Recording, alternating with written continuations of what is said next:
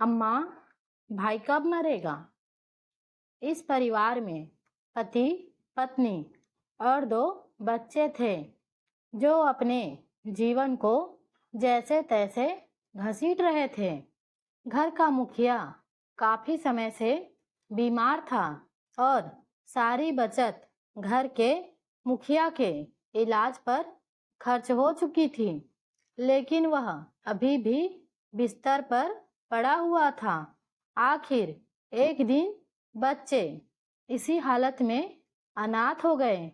प्रथा के अनुसार 3 दिन तक आस पड़ोस से खाना आया और चौथे दिन भी पीड़ित परिवार भोजन की राह देख रहा था, लेकिन लोग अपने अपने काम में व्यस्त हो गए।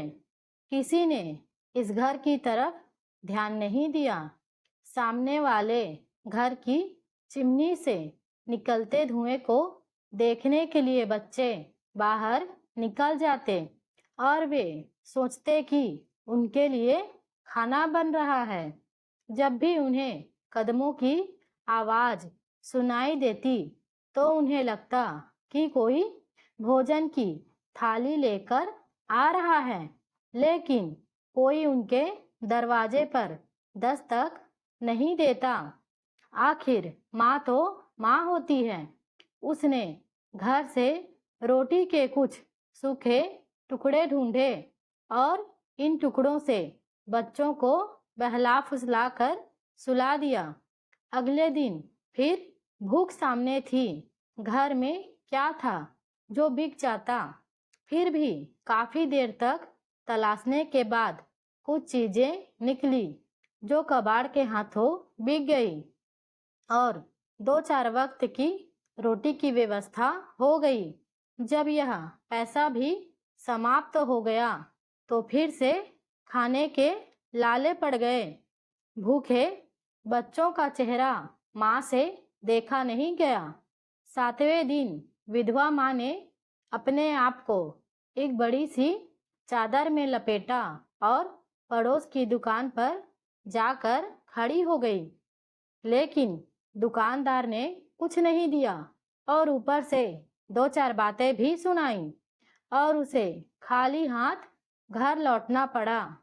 एक तरफ पिता से बिछड़ने का गम और ऊपर से लगातार भूख के कारण 8 साल के बेटे की हिम्मत हार गई और उसे बुखार हो गया।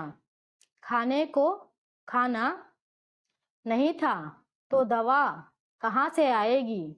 बुखार से तड़प रहे बेटे के सिर पर माँ पानी की पट्टियाँ लगा रही थी और 5 वर्षीय बहन अपने नन्हे हाथों से भाई के पैर दबा रही थी।